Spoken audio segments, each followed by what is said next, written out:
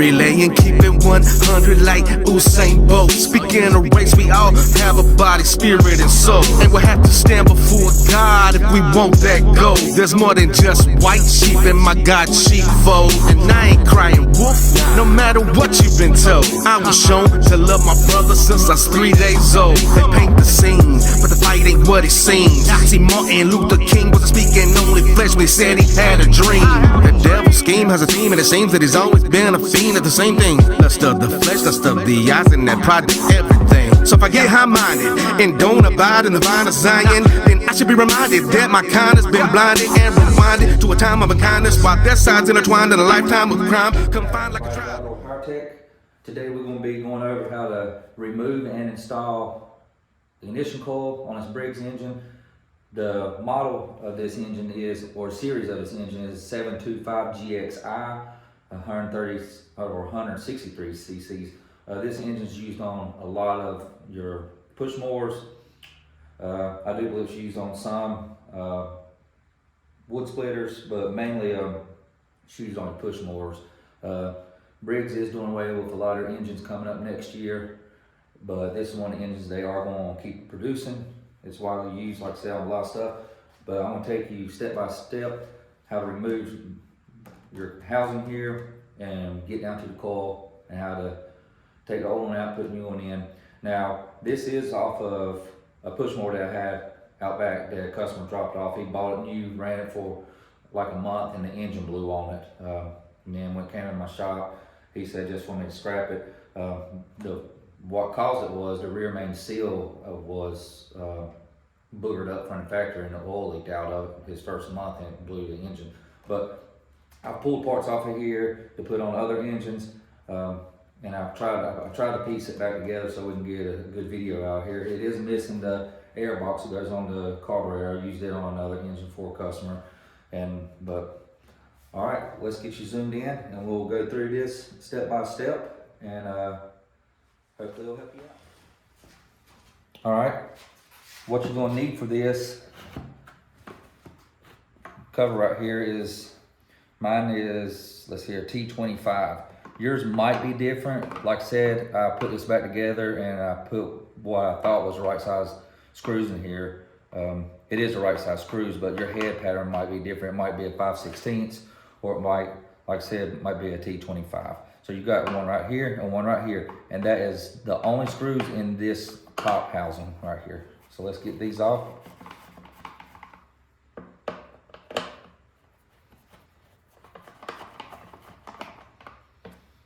All right, now the next part is pretty tricky. You would think when you pull up on this, you would think that it just pulls up like that. You would think that there's a screw underneath here, and there's not. They actually have a clip underneath the housing. The clip that's holding the front of this housing on is right here. It's underneath your label right here. You can try to heat this up if you want to or something and peel it back. That's up to you. But what you do is you get a screwdriver and put it in there like this, and grab on the bottom,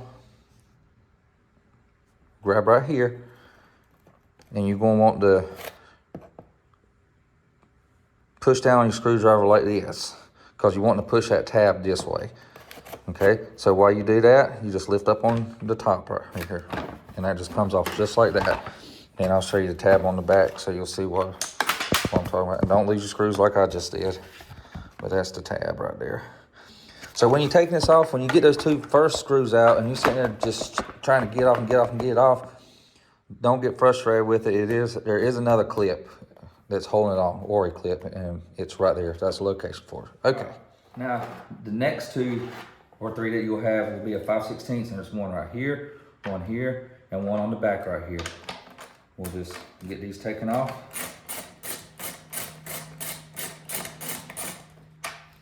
Set them to the side.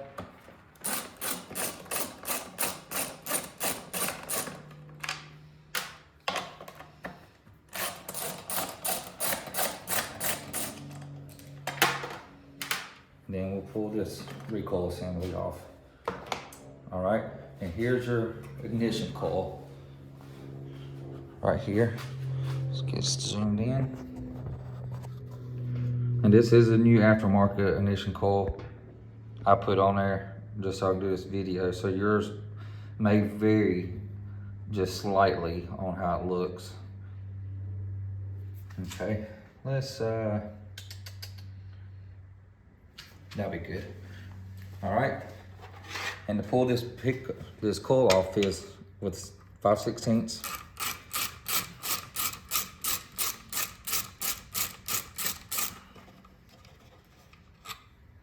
Set those to the side.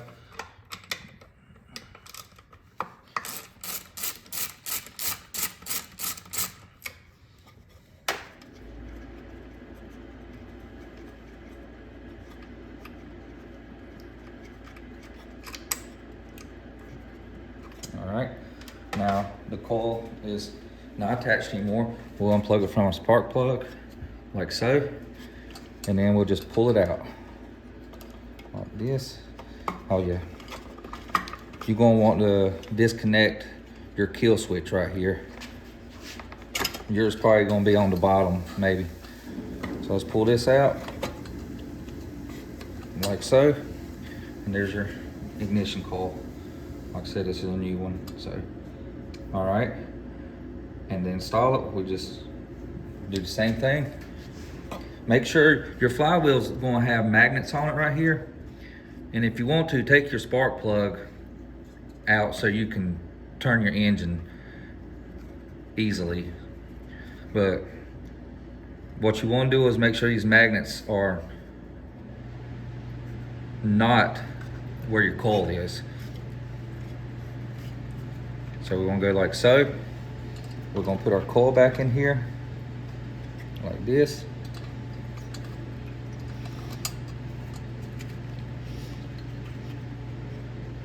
And then Briggs suggests you put your gap between 10 to 14 thousandths. And I use a filler gauge, but most of y'all probably ain't gonna have filler gauge. So just a regular business card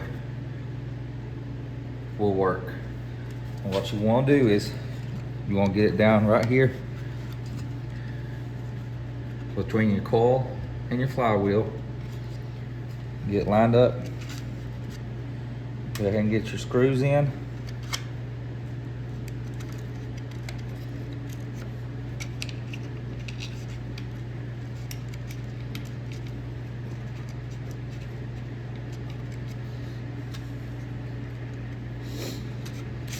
And on this particular model, you might want to cut your card like this, because these fins right here stick out past your flywheel, and that will hold the card off of it also. So let's get your card in there like so. Get our coil pushed up tight against it.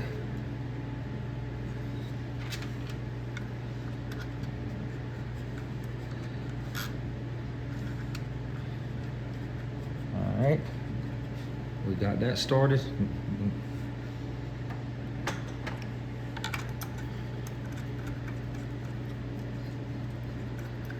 And I'm just holding it tight with my hand.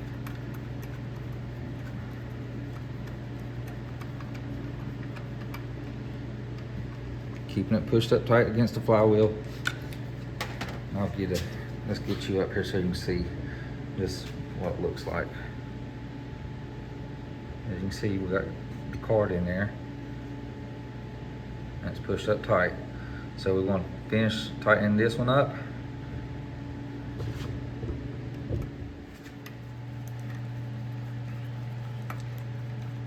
And when you're tightening these up, just get like, how can I explain?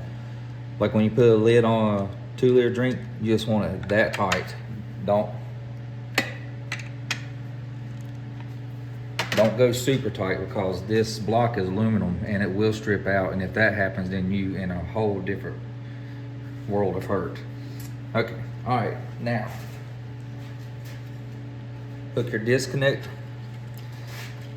your kill switch wire, hook it back up where it goes. Like I said, yours is probably gonna be on this side or underneath. It varies depending on the coil. All right, let's put our recoil assembly back on. Whenever you go to put your recoil assembly back on,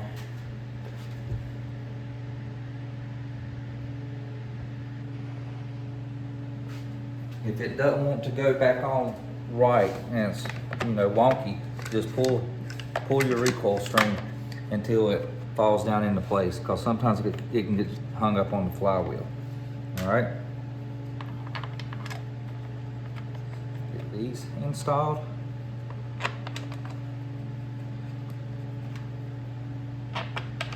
You know what we forgot to do?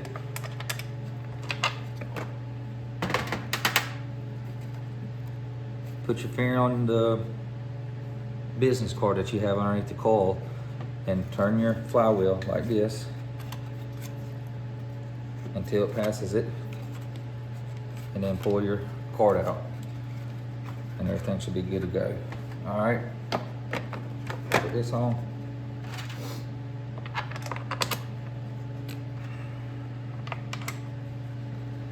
Tighten these up.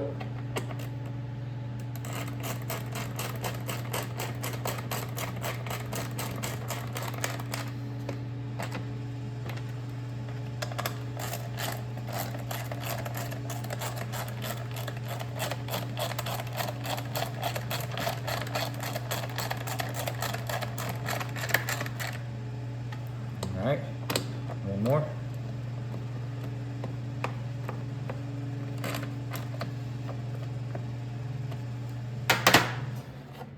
Now, when you put this on, pull your cord through there. I like to get it past your dipstick right here first, and then finagle it in underneath the gas cap. And then what you're gonna want to do is get this tab lined up underneath. You be able to see where the slot is and push down on it. And we're good and lined up, everything's good. Let's put our two T25 screws back in.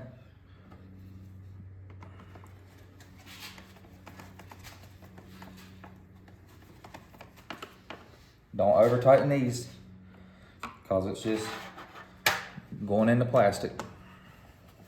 Let's get them just get finger tight. All right, and there you go. You successfully took your old coil out and put your new coil in, and she should fire up if you was having an issue with it firing. And just make sure you plug the spark plug back up, and you should be good to go. All right, well, till next time, I hope y'all have a blessed day, and we'll see you on the next video.